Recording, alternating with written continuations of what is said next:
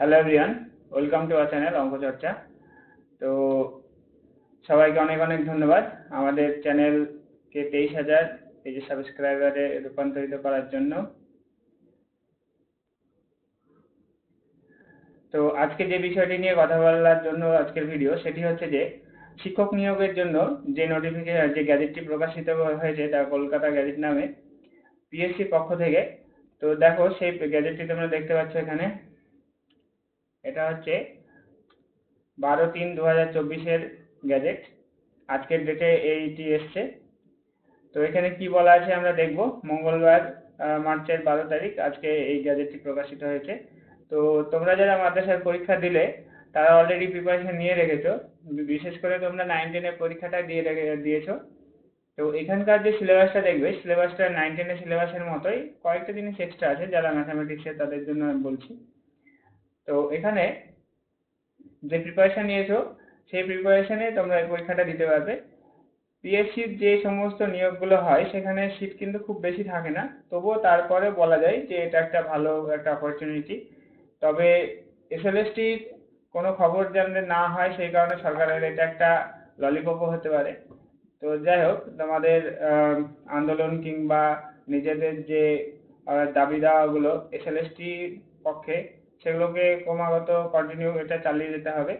কারণ এসএলএসটির রিক্রুটমেন্ট ছাড়া যারা বিএড করেছো তাদেরকে একটা যে পরীক্ষায় অন্তত সুযোগ দেওয়া, সেই সুযোগটা না পেলে নিজেদের যাচাই করার সেই সুযোগটা থাকছে না, তো বিএড করার তো তাহলে কোনো মানেই থাকছে না।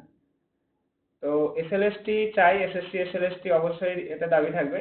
তো তারপরে পিএসসি পরীক্ষাটা তোমরা দাও। পিএসসিতে সিট হয়তো খুব বেশি থাকবে না, 22-24টা থাকবে, এবং এটা অনেক বছর অন্তর অন্তর পরীক্ষা হয়। লাস্ট মনে হয় 2018 সালে পরীক্ষা হয়েছিল।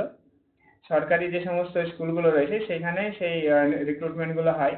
যদি মুর্শিদাবাদের কথা বলো, মুর্শিদাবাদের মাত্র দুটো স্কুল আছে যেখানে পিএসসির মাধ্যমে রিক্রুটমেন্ট হয়। একটা হচ্ছে ভবানগোলা, আর একটা হচ্ছে লালবাগের নবাব বাহাদুর স্কুল, আর একটা আছে যেটা ইংলিশ মিডিয়াম মাদ্রাসা, সরকারি মাদ্রাসা, সেটা পিএসসির মাধ্যমে নিয়োগ হয়, বানজেটিয়াতে যেটা। তো এরকম প্রত্যেকটা জেলাতে দু একটা করে সরকারি স্কুল আছে যেখানে পিএসসি রিক্রুটমেন্ট করে থাকে। তো সেই সব স্কুলের জন্য যে পরীক্ষাটা হবে সেটা পিএসসি নিয়ে থাকে।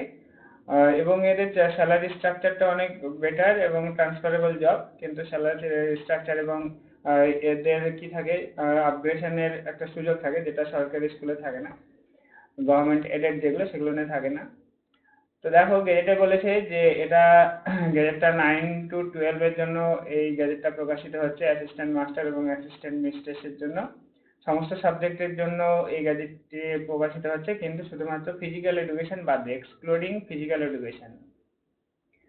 তো ফিজিক্যাল এডুকেশন বাদে বাকি যে সমস্ত সাবজেক্টগুলো 9 থেকে 12 এর মধ্যে আছে তাদের রিক্রুটমেন্টের জন্য এই গ্যাজেটটি প্রকাশিত হচ্ছে। যে রুলসগুলো থাকবে সেই রুলসগুলো প্রকাশিত হয়েছে। তো প্রথমে এখানে শর্ট টাইটেল অ্যান্ড কমেন্সমেন্টে বলছে যে 9 to 12 এর যে রিক্রুটমেন্ট হবে সেটা 9 to 12 রিক্রুটমেন্ট 2024 নামে এটা পরিচিত আছে, এবং এটা অফিসিয়াল গ্যাজেটে প্রকাশিত হচ্ছে। আচ্ছা, তারপরে মেথড অফ রিক্রুটমেন্ট, এই যে রিক্রুটমেন্টটা হবে সেটা কোন মেথডে রিক্রুটমেন্টটা করা হবে। রিক্রুটমেন্টটা বলেছে যে এখানে দেখো রিটেন এক্সাম এবং হচ্ছে রিটেন এক্সাম সেই সাথে পার্সোনালিটি টেস্ট।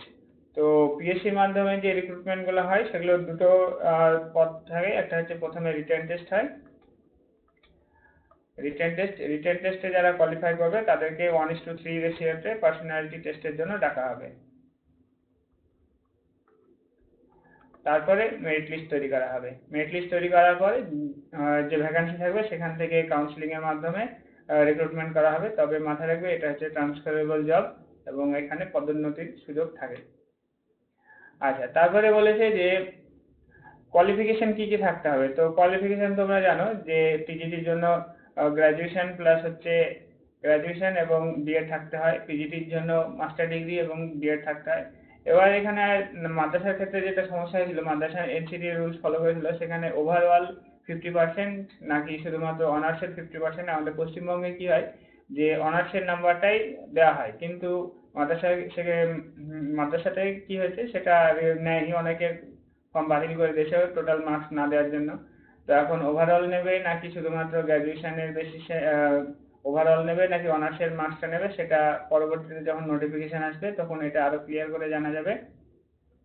তো এখানে বললো যে যে এনসিটির যে রুলস আছে সেই রুলস অনুযায়ী মিনিমাম কোয়ালিফিকেশন গুলো লাগবে। আর তারপরে ক্যান্ডিডেটকে কি থাকতে হবে, ক্যান্ডিডেটকে অবশ্যই নলেজ ল্যাঙ্গুয়েজের বলছে নলেজ অফ ল্যাঙ্গুয়েজ থাকতে হবে, স্পোকেন অ্যান্ড রিটেন। যে মিডিয়ামে সে অ্যাপ্লাই করছে সেই মিডিয়ামের লিখতে এবং পড়তে জানতে হবে।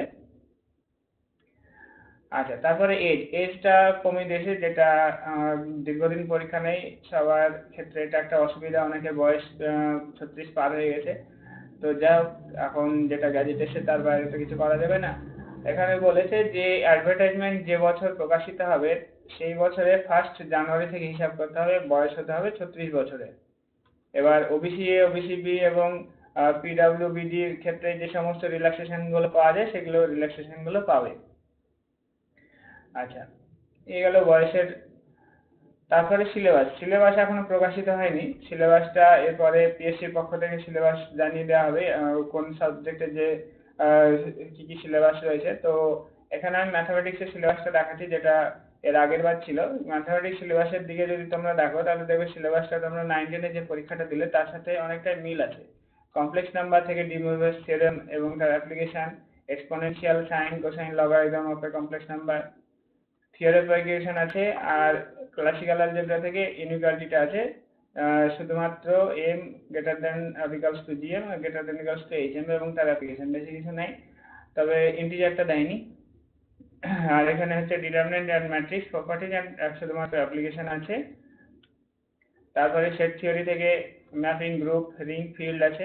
বুলিয়ান অ্যালজেব্রা এটা এক্সট্রা, তোমরা আমাদের সাথে এই পোর্শনটা ছিল না। ভেক্টর অ্যালজেব্রা অবধি আছে, ভেক্টর ইন্টিগ্রেশনটা নেই, ক্যালকুলাসটা নেই। ক্যালকুলাসের মধ্যে ডিফারেনশিয়াল ক্যালকুলাস আর ইন্টিগ্রাল ক্যালকুলাসের মধ্যে রয়েছে ডিফারেনশিয়াল ক্যালকুলাসের sequence, series, limit, continuity, differentiality, successive derivative, mean value theorem, Rolle's theorem আর মিন ভ্যালু থিওরেম। আর ইন্টিগ্রাল ক্যালকুলাসের indefinite integral, definite integral, properties, আর ডেফিনাইট ইন্টিগ্রাল এর limit of a sum, beta gamma function. এই কটা রয়েছে। তো মোটামুটি 9-10 এর যে সিলেবাসের যে পোর্শনটা সেটাই মোটামুটি ক্যালকুলাসে রয়েছে, কিন্তু রিয়েল অ্যানালাইসিসের পার্টটা এখানে সিকোয়েন্স, সিরিজ এগুলো আছে, লিমিট, কন্টিনিউটি। আচ্ছা, তারপরে ডিফারেনশিয়াল ক্যালকুলাসের যে অ্যাপ্লিকেশন সেই অ্যাপ্লিকেশনটা এখানে আছে, tangent, normal, curvature, pedal equation, curve tracing, area rectification. আর ডিফারেনশিয়াল ইকুয়েশনে দিয়েছে দেখো, এটা 9-10 এর সিলেবাসের মতোই, জিওমেট্রি, 2D আর 3D, parabola, equation of straight line in space মানে 3D, তার মানে প্লেন আর স্ট্রেট লাইন শুধুমাত্র আছে 3D থেকে। নিউমেরিক্যাল অ্যানালাইসিসের খুব অল্প অংশ রয়েছে। প্রবাবিলিটি থেকে বেসিক কনসেপ্ট, অ্যাডিশনাল মাল্টিপ্লিকেশন, আর হচ্ছে কন্ডিশনাল প্রবাবিলিটি আর বাইস থিওরেম রয়েছে। ডিনামিক্সের মোশন ইন স্ট্রেট লাইন আছে, তারপর inverse scale law, motion in resistant medium, আর ইলাস্টিক বডি, কাইনেটিক এনার্জি আর অবলিক ইম্প্যাক্ট রয়েছে। সেন্ট্রাল অরবিট কেউ দেখছি না, যাই হোক।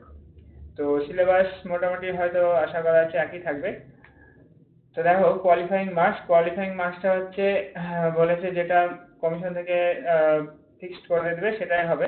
তো মোটামুটি কাট অফ যেমন কমিশন থেকে রাখবে সেই অনুযায়ী কাট অফটা হবে, কোয়ালিফাইং মার্কস থাকবে। আর এরপরে প্রিপারেশন অফ মেরিট লিস্ট কিসের বেসিসে তৈরি করা হবে, aggregate marks obtained in the written এক্সামিনে যে মার্কসটা পাবে তার উপর বেস করে মেরিট লিস্টটা তৈরি করা হবে এবং পার্সোনালিটি টেস্টের জন্য ডাকা হবে। রিটেন টেস্ট এবং হচ্ছে পার্সোনালিটি টেস্টে যেটা মার্কসটা পাবে তার উপর বেস করে যে ফাইনাল যে মেরিট লিস্ট হবে সেটা তৈরি হবে। আচ্ছা, তো পার্সোনালিটি টেস্ট এখানে তোমাদের ইন্টারভিউ, অন্যান্য ইন্টারভিউগুলো নিয়ে কি হয়, শুধুমাত্র ইন্টারভিউ হয় আর সেখানে ডেমনস্ট্রেশনটা থাকে না। তো পিএসসি পরীক্ষায় যারা ইন্টারভিউ দিয়েছে তাদের ডেমনস্ট্রেট করতে হয়, ফলে বিভিন্ন টপিকে সেটা পড়াতে হয়, সেখানে কোশ্চেন করে। তো ইন্টারভিউটা অনেক হার্ড হয়। তো যাই হোক, আগে রিটেনটাকে ফোকাস করতে হবে। এরপরে অ্যাপয়েন্টমেন্ট অথরিটি হচ্ছে স্কুল এডুকেশনের যে কমিশনার, সে অ্যাপয়েন্টমেন্ট দেবে এই রিক্রুটমেন্টের। তারপরে পোস্টিং অফ অ্যাসিস্ট্যান্ট মাস্টার, তোমরা আগেই বললাম যে এই যে পিএসসির মাধ্যমে যে পোস্টগুলো রিক্রুটমেন্ট হবে সেগুলো হচ্ছে ট্রান্সফারেবল জব, সেগুলো হচ্ছে ট্রান্সফার হবে। আচ্ছা, ইন্টারপ্রিটেশন ওভারঅল যেটা হচ্ছে সেটা হচ্ছে গভর্নমেন্ট কমিশন থেকে যে ডিসিশন নেবে সেটাই ফাইনাল ডিসিশন হিসেবে গণ্য করা হবে। তো এই ছিল মোটামুটি অর্ডার পিএসসির পক্ষ থেকে। এরপরে যখন নোটিফিকেশন বেরোবে, তারপরে সিলেবাস কিভাবে অ্যাপ্লাই করতে হবে আমরা ডিটেলসে ভিডিও নিয়ে আসবো। তো তার আগে আমরা যে সিলেবাস ধরে ধরে ম্যাথামেটিক্স যারা আছো, ম্যাথের প্রিপারেশনটা আমরা কন্টিনিউ করব। আমরা বিহারের এবং পিএসসি যেহেতু ইয়ে দিল, বিহার এবং পিএসসি সেই সঙ্গে এসএলএসটির তো এখনো কোনো খবর নেই, কিন্তু আমরা প্রিপারেশন নিতে থাকবো, কারণ যখন দেবে তখন 1-1.5 মাসের বেশি তোমরা টাইম পাবে না। আর তোমরা যদি আমাদের ব্যাচে জয়েন করতে চাও তাহলে এই নাম্বারে কন্ট্যাক্ট করতে পারো। আমাদের যে নতুন ব্যাচ শুরু হয়েছে ম্যাথামেটিক্স সাবজেক্টের উপরে, সেখানে জয়েন করতে চাইলে এই নাম্বারে কন্ট্যাক্ট করতে পারো। আচ্ছা, তো আজকের ভিডিও এখানে শেষ করছি। দেখা হচ্ছে পরের ভিডিওতে।